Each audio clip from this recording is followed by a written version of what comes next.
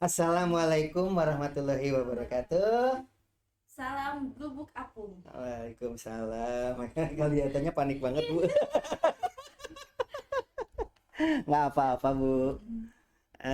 Ibu itu dari UIN Bandung ya. Iya, Pak.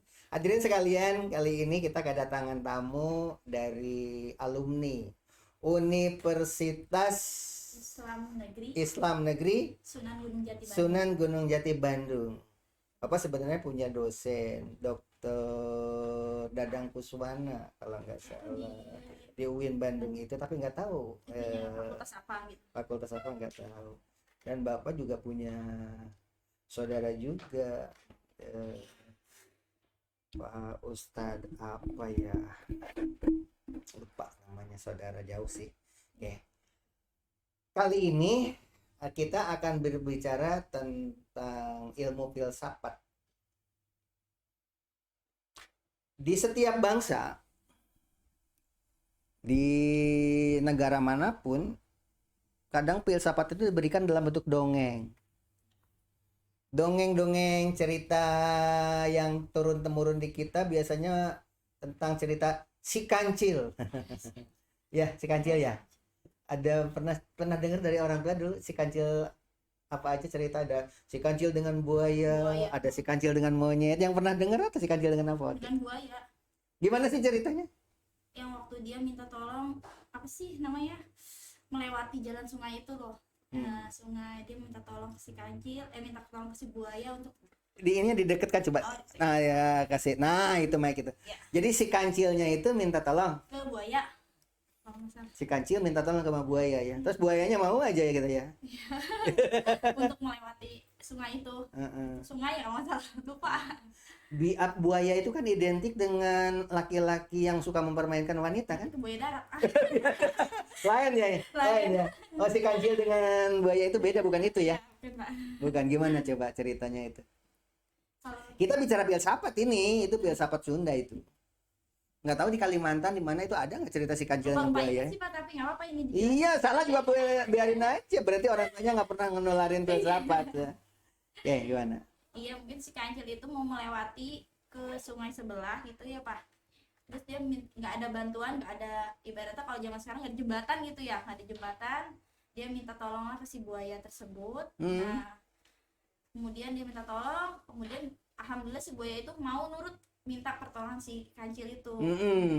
Akhirnya si kancil itu si buaya itu berjejer lah di bawah. Padahal intinya si kancil mau nyebrang ya. Iya kan? Iya. Seperti itu. Jadi akal bulus ya. Iya, akal bulus. Dari cerita si kancil ini, jadi anak-anak, oh berarti hidup itu harus cerdik katanya, bilang gitu intinya. Pesan moralnya dari cerita si kancil itu cerdik ya. Tetapi kayaknya itu harus sudah dibuang adat seperti itu. Kenapa? Ya maaf di kita itu banyak para pejabat penting yang dulunya pernah mendengar cerita si kancil, akhirnya berbuat seperti itu. Ya jadi cerdik, tapi cerdiknya untuk kejahatan. Akibat ya. Sementara kalau di Jepang itu bicaranya tentang kepahlawanan, harakiri atau apa deh. Dan cerita-cerita itu berpengaruh kepada kehidupan. Kalau orang zaman dahulu pernah dicerita, kalau Bapak sih dulu, itu yang mistis-mistis. Ada judulnya si Silengli katanya gitu. Silengli itu adalah ikan mas. Akhirnya ikan mas itu dicuri. Setelah dicuri, kepalanya dikubur. Setelah kepalanya dikubur, akhirnya keluarlah pohon, yang dari pohon itu keluar alat-alat pertanian. Lucu-lucu ya. Kayak apa? Kayak film-film yang ada di Indosiar gitu, Pak. Ada ya. Suka jadi apa gitu kan. Iya, akhirnya imajinasi anak itu ingin berpikir, oh ternyata gitu. Ada juga seorang gadis. Seorang gadis itu ternyata jelmaan dari apa gitu. Begitu orang di hutan itu pergi, begitu datang kok sudah ada makanan yang enak-enak begitu kan. Iya. Begitu pergi lagi, datang, udah ada lagi makanan gitu kan. Itu dongeng ya, dongeng zaman. Akhirnya diintip. Begitu diintip, oh ternyata ada seorang gadis cantik. Kalau yang punya rumah itu pergi, maka yang gadis cantik di rumah itu memasak, menyiapkan makanan untuk yang punya rumah. Begitu. Akhirnya dijebak pada dalam keadaan dia sedang masak, dijebak. Akhirnya terjadilah pernikahan. Gitu kan. Jadi ada juga cerita tentang mandi di sungai. Yang Katumbiri. Tahu Katumbiri, cerita Katumbiri. Pelangi. yang pelangi ya. Apa sih Jakataru. Iya kan? Nah, itu ilmu-ilmu mistis seperti itu kan ilmu pendidikan sebenarnya, filsafat sebenarnya yang harus diambil hikmahnya. Nah, kali ini kita tonton video ya. Judulnya Kesang Kuras. Ya. Kita tonton dulu ini video ini menceritakan naon cenah cek karuhun teh. Filsafat Sunda. Kita pakai jual kabeh lesang kuras sebutna gitu. Setan Di tengah aja. Lesang kuras. lesang kuras. Heeh beureun cara urang beakeun kabeh teu boga pisan gitu. Guris-guriseun. Jadi kudu aya nu dibawa ka imah. Terus aya kitu urang kudu. Jadi kayak kajian ting aya nu meuli ya itu kan anu meuli nya. Tapi ini adalah pembelajaran dari seorang nenek pemulung yang mengatakan tentang kesang kuras. Menurut ilmu leluhur, agar tidak habis-habisan apapun kesusahannya, jangan sampai menjual segala Berapa, sesuatu 5 kilo yang kita punya, termasuk barang-barang seperti ini. 10.000. Ini berapa kilo? Ini mah enggak dijual. Buat bawa Rp5.000 pada pulang Pak. Kenapa nggak dijual di sini? Ini Pak ternyata ikut bawa kemarin itu Pak. Lesang kuras. Lamun naon?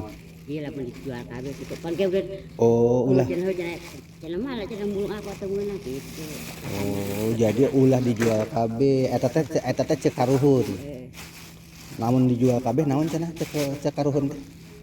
Gitu cenah pae jual kabeh lesang kuras sebutna gitu. Setan Lesang kuras. lesang kuras. Heeh beureun cara urang beakeun kabeh teu boga pisan gitu. Guris-guriseun. Jadi kudu aya nu dibawa ka imah. Terus aya kitu urang kudu. Jadi kayak kajian ting aya nu meuli ya itu kan anu meuli nya. Tapi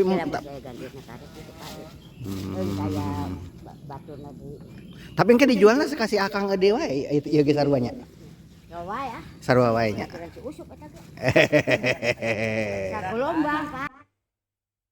Oke. Bapak kira itu kalimatnya lesang kuras, ternyata kesang. Artinya kira-kira apa dalam bahasa Sunda ya? Ibu kan orang Sunda, Uin pernah belajar bahasa Sunda itu. Pernah sedikit-sedikit ya Pak. Artinya apa sih? Kesang teh artinya Keringat. Pak. Ai kuras teh mungkin habis. Jadi bahasanya itu kesang itu keringat, kuras itu habis. Jadi menghabiskan hasil keringat kali ya maksudnya ya. Dan menurut orang tua dia yang turun temurun tidak boleh habis-habisan, harus selalu Sisa intinya. kali. Nah, kita kembalikan kepada cerita legenda tadi. Orang tua zaman dulu itu menyampaikan pesan-pesan kepada anak cucu. Dalam ilmu sosiologi itu namanya internalisasi norma. Memasukkan ajaran, memasukkan pembelajaran, mendidik anak itu lewat cerita pengantar tidur. Seperti kisah si kancil dan buaya, ya kan? Si Leungli. Kemudian cerita-cerita zaman dulu itu ada yang pelangi itu Jakataru, ya kan? Kayak seperti itu. Nah, ternyata ini baru nih kita mendengar ada cerita tentang Kesang kuras. Kira-kira apa sih maknanya yang bisa kita ambil?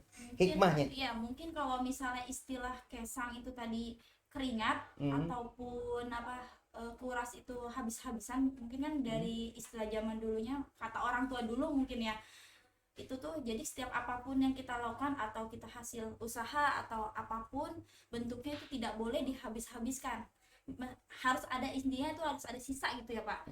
Jadi apapun yang kita hasilkan itu jadi tidak boleh bersisa, nggak boleh habisin nggak boleh dihabisin.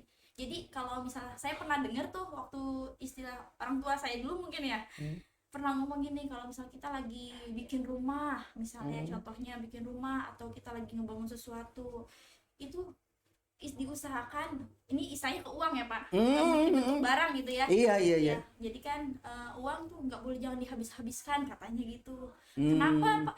Aku nanya, sebab nanya gitu kan, kenapa gitu kan gitu. Jadi istilahnya, jadi kita mau apapun tuh nggak bisa nanjak lagi nanti katanya gitu, nggak tahu istilahnya apa. Oh, jadi nggak bisa berkembang Nggak bisa gitu ya. berkembang, jadinya sulit lagi. Jadi Tapi ada filsafat lain. Tukang bedog tara boga bedog. Cenah. Kumaha tak bertentangan kayaknya ya. ya kayak seperti itu ya. Ya tukang bedok kan apa?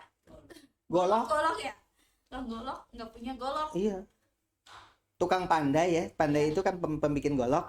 Katanya tidak Punya golok. punya golok biasanya. Mungkin kalau seperti itu karena dia bisa bikin, jadi semaunya aja, jadi bikin kapan apa jadi Ya itu lawannya itu kesangkur, harusnya kalau tukang pandai itu ya harus banyak stoknya. Iya. Intinya mah jangan bikin satu jual, bikin satu jual. Bila perlu bikin 1000, kemudian di pendistribusiannya. Ilmu manajemen. Kesangkuras itu sebenarnya ilmu manajemen ya. Lawannya adalah tukang bedog, teboga bedog. Jadi kalau orang punya perusahaan golok, jangan sampai nggak punya golok. Oke, itu saja barangkali intinya. Ibu silahkan ambil keputusan tentang filsafat Sunda dengan cara internalisasi normanya itu di Indonesia dengan cara dongeng dan sebagainya. Bagaimana pendapat Ibu? Pesan-pesan buat hadirin yang ada di rumah, termasuk anak-anak yang penonton podcast ini ya. Pesan-pesan moral. Pesan moral yang dari cerita yang tadi ya, yang pertama, satu, kita mempunyai apapun tidak boleh, mungkin tidak boleh dihabis-habiskan. Jadi punya apapun kita harus minimal ada sedikit ditabung gitu ya untuk persiapan ke depannya. Terus yang kedua, apa lagi ya Pak? Ya. Pokoknya inti mah untuk hemat lah kata Ibu Maya gitu. Hemat gitu ya. Jangan dihabis-habiskan, jangan poya-poya ini, jangan berlebihan, tidak boleh berlebihan, intinya seperti itu. Ibu udah punya anak berapa? Satu Pak. Suami baru satu juga sama ya. Titip pesan ke suami dan anak di rumah. Halo Bapak gitu. Saya masuk podcast itu. Ya, pesan buat suami. Oke, untuk suamiku yang sedang bekerja juga. Oh, bekerja di mana suami? Di guru juga Pak. Di SMK 10 November sama SMK Budi Perkasa. Ngajar apa? Produktif TKJ. SMK ya, Iya, produktif SMK, ya. produktif. Oh Produktif. iya, oke, bagus. Tadi kita bahas golok, nyambung ya. Iya. Oke, demikian barangkali hadirin sekalian. Jika saat ini saya mewawancarai seorang ibu yang sudah memiliki anak satu dan memiliki suami yang sama-sama kerja sebagai guru. Sebentar lagi kita akan mewawancarai seorang gadis keturunan Arab. Gadis cantik keturunan Arab, dan bagi yang berminat siap-siap untuk menonton podcast berikutnya ya. Oke, wassalamualaikum warahmatullahi wabarakatuh. Salam gubuk apung. Terus karena saya